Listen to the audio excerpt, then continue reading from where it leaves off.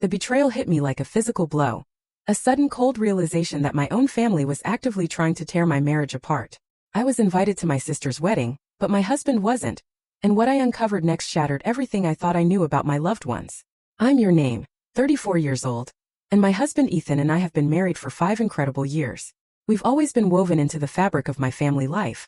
Especially with my younger sister Angela, who's 30. When Angela got engaged to Liam, we were genuinely thrilled for them. I honestly believed Ethan had a solid, if not always effusive, relationship with my family. Nothing ever seemed off, not overtly anyway. But then a few weeks ago, something happened that utterly derailed us. Something that left me reeling and questioning everything. The wedding invitation arrived. It was one of those exquisitely designed cards, all embossed and gilded, signaling a very formal affair. I was buzzing with excitement. I pictured us celebrating, laughing, and just being there for Angela. I tore it open, fully expecting to see Mr. and Mrs. my last name. Or at least both our names. But no. Just Miss, my first name. Only my name. Ethan's was nowhere to be found. My heart dropped. I double-checked, thinking it had to be a mistake. A clerical error perhaps. But it wasn't. It was unambiguously addressed only to me. My first instinct was to ignore it, to pretend it was a simple mix-up. I didn't want to alarm Ethan if it was nothing. So I decided to play detective. I called my dad, figuring he'd clear it right up.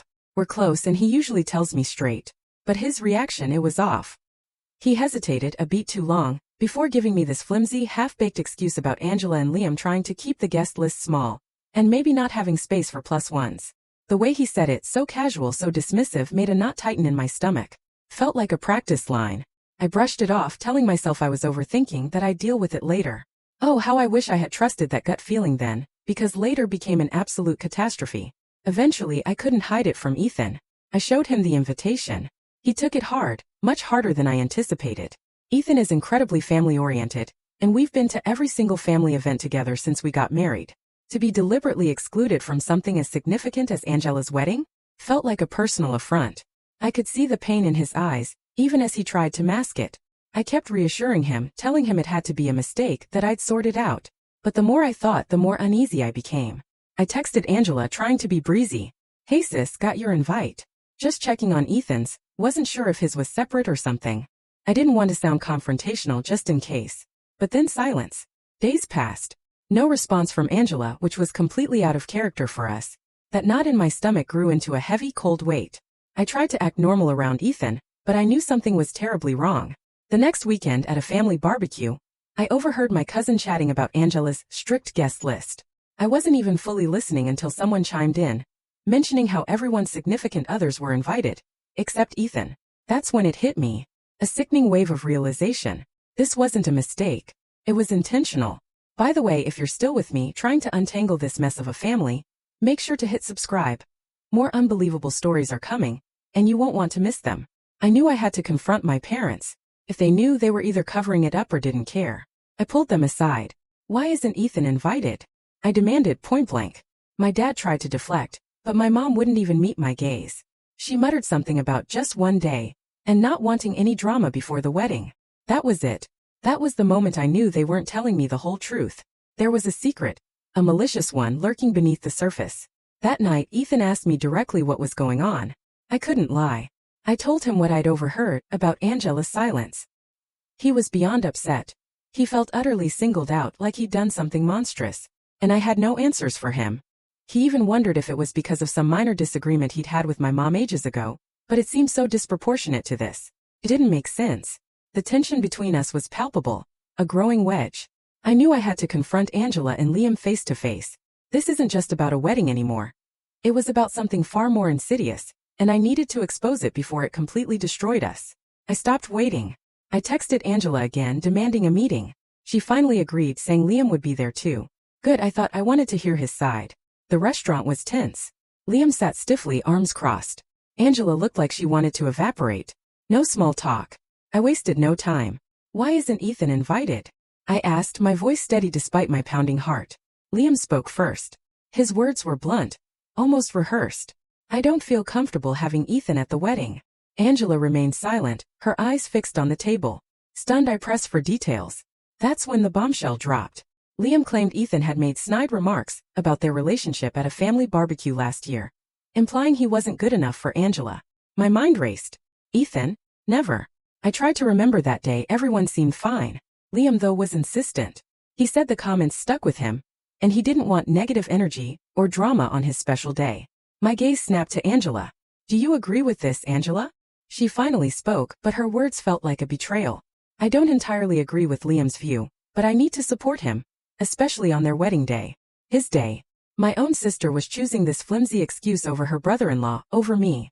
It was a punch to the gut. I argued that it was probably a misunderstanding, but Liam refused to budge. Then came the truly chilling part. Liam casually mentioned that some of the other family members agreed with him.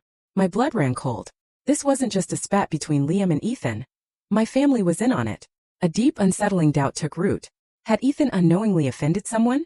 I hated even asking myself that question, but the seed of suspicion had been planted. When I told Ethan, he was furious, heartbroken. He swore he'd never said anything like that. I believed him, but the situation was spiraling. Ethan felt targeted, an outsider. My family became a place of unspoken tension. Ethan started pulling away, avoiding gatherings. Our marriage felt the strain. He was frustrated I hadn't defended him more fiercely, and I was trapped, unsure how to fight a ghost. The wedding date loomed. I faced an impossible choice: attend without my husband, or stand by him and risk a complete family implosion. The next few days were pure agony. My sister's wedding, a day I'd looked forward to for months. But how could I go, knowing Ethan was deliberately excluded? The thought of walking in there without him, knowing his pain, made me sick. I called Marie, my best friend, who's always got a practical, no-nonsense view. After I laid out the whole ugly truth, she didn't mince words. Skip the wedding, girl. If you go without him, it's going to mess with your marriage. She was right. Utterly, undeniably right. Going would send a message that I was okay with his exclusion, and I was anything but. Then came the breaking point. One night, I found Ethan in the kitchen, crying quietly. He told me how much it hurt, how he felt like he was being pushed out, how he was starting to wonder if I was even on his side. It absolutely shattered me. Seeing him so vulnerable, so broken, clarified everything. The next morning, I looked him in the eye and declared my decision. I'm not going to the wedding if you're not invited. A wave of relief washed over his face, but the deep-seated hurt remained. This situation had already left scars on both of us. I called Angela. I'm not coming to the wedding if Ethan isn't invited. Her voice went cold. She sounded stunned, then launched into a tirade saying I was overreacting, that I should just come. I stood firm. I cannot attend an event where my husband is being deliberately excluded. Ethan is my priority. The fallout was immediate and brutal. My parents called, their voices laced with fury. I was causing unnecessary drama, choosing Ethan over family obligations, being manipulated. They couldn't or wouldn't grasp why I was standing by my husband. I tried to explain the pain, the betrayal, but they were deaf to it, repeating the mantra of family first, and that I was overreacting. Then Angela's text started. Long, guilt-tripping messages, accusing me of ruining her wedding. It only fueled my anger. This wasn't about a single day. It was about respect, about loyalty, about protecting my marriage. The extended family gossip machine roared to life. Some cousins sent passive-aggressive messages, calling me whipped. But amidst the chaos, Ethan was my anchor. He confessed he'd been afraid I'd cave under the pressure. Knowing I wouldn't go without him meant the world. It was a small, precious silver lining in an otherwise dark cloud. The wedding day arrived. I felt a pang of guilt, I won't lie. I thought about what it could have been if Ethan had been welcomed. But regret? No. The day passed without us, followed by an eerie silence from my family. I knew this was just the calm before the storm. The real confrontation was coming. The morning after the wedding, my phone rang. Dad. His voice was cold, sharp. Are you happy with yourself? He snapped. My heart sank. He tore into me, blaming me for ruining Angela's big day, claiming my absence was the talk of the wedding. I asked if he'd bothered to ask Angela or Liam why Ethan wasn't invited.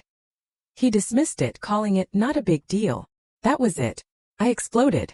It is a big deal, Dad. To me, to Ethan. It's about how my husband was treated like an outsider for no reason. The tension crackled through the phone. He doubled down, insisting I was overreacting. Then Mom called. Her voice was colder, steeped in disappointment.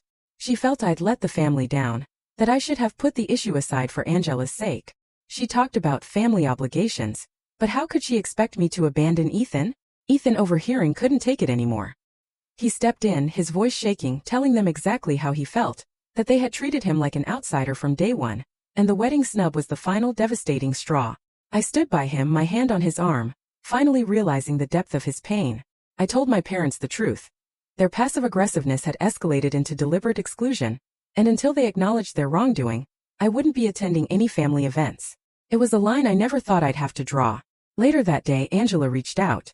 She sounded torn, admitting she never expected such a massive rift. Then, almost casually, she let slip the truth that utterly gutted me.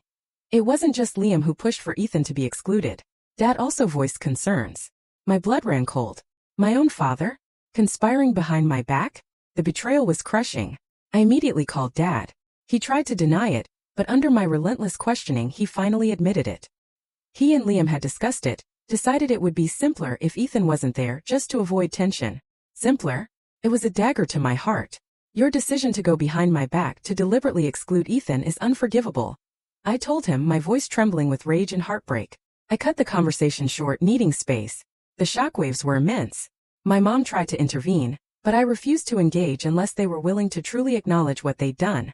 Ethan felt a grim vindication, but also immense heartbreak. He never wanted things to get this ugly. Our family ties were unraveling at an alarming rate. Then came the social media purge. Cousins unfriending, blocking us. The divide was widening, and I wasn't sure it could ever be repaired. Ethan and I decided we needed to step back. We needed to heal, to focus on us. If my family couldn't respect Ethan, we would move forward without them. Weeks of no contact followed, a strange, quiet peace. Then a text from my dad. We need to talk. I'm ready to apologize. My stomach clenched.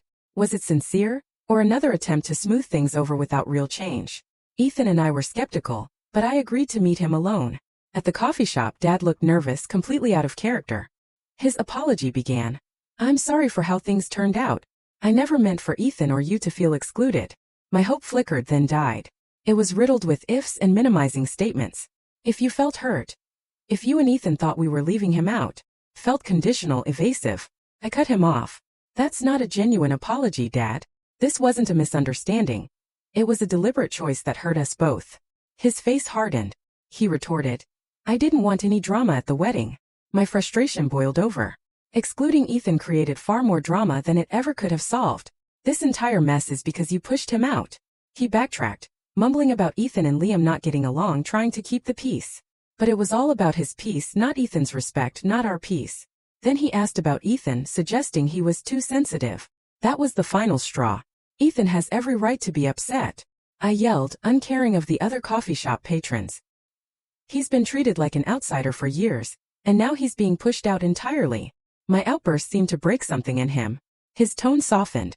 He teared up, claiming he didn't realize how much he'd hurt me, that he missed me. A part of me wanted to believe him, another part was deeply suspicious. I miss my family too, I told him, my voice cracking. But I won't sacrifice my relationship with Ethan to go back to normal. If you're serious, you need to make it right with him. A real apology, not just an excuse about avoiding drama. He hesitated, then agreed, though I could see in his eyes he still didn't fully grasp the depth of the damage. I left, cautiously optimistic but guarded. We'd wait for his next move, but one thing was certain. We wouldn't be pulled back into the same patterns. A few days later, Dad's apology text arrived for Ethan. It was carefully worded. Sorry for any hurt caused. Hope we can move forward as a family. Impersonal. Vague. Ethan saw it for what it was, a checkmark, not a heartfelt acknowledgement of his pain. He appreciated the gesture but didn't feel it addressed the bigger issues. He was still an outsider. I reaffirmed. We move forward on our terms. Gossip swirled through the extended family. Many still thought I overreacted. I tuned them out. Then Angela called. She wanted to meet. I agreed, hoping for some genuine reflection. When we sat down, she surprised me. She genuinely apologized, admitted she should have stood up for us, but explained she was trying to avoid conflict with Liam. Her remorse seemed real. But the damage, it was done. What about Liam? I asked. Does he plan on apologizing to Ethan? Angela hesitated. Liam still feels justified, she said softly. He doesn't think he owes anyone an apology. My heart sank. Angela might be ready to mend fences, but the fundamental problem, Liam's unwarranted hostility toward Ethan, remained unchanged. Could I really maintain a relationship with Angela while her husband harbored such an unfair grudge? Ethan and I talked for hours. He was willing to give them a chance, but only if their behavior truly changed. He wouldn't tolerate disrespect. That's when I knew. I couldn't keep chasing approval. I couldn't live in limbo, wondering if the next family event would be another disaster. So we set firm boundaries. No more family events unless Ethan was invited and treated with respect. This wasn't about cutting ties completely. It was about protecting our marriage, our peace, us. I called my parents. Dad was furious, accusing me again of choosing Ethan over family. Mom was quiet, but I knew she was hurt. The rift was permanent. My family was fractured, irrevocably changed. But amidst the heartache, a newfound strength emerged. Ethan and I had been through the fire, and it had forged an unbreakable bond between us. We were stronger together. We decided it was time to focus on ourselves to heal from the trauma. We started planning a long-delayed vacation, even began discussing moving to a new city for a fresh start. It was time to look forward, not dwell on the past. I realized that day that while family is important, the most important family is the one you build, choose, and cherish with the person you love. And I had made the right choice standing by Ethan, even if it meant leaving some people behind. What would you have done in my shoes? How would you have navigated such a profound betrayal from your own family? Let me know in the comments below. I'm really eager to hear your thoughts.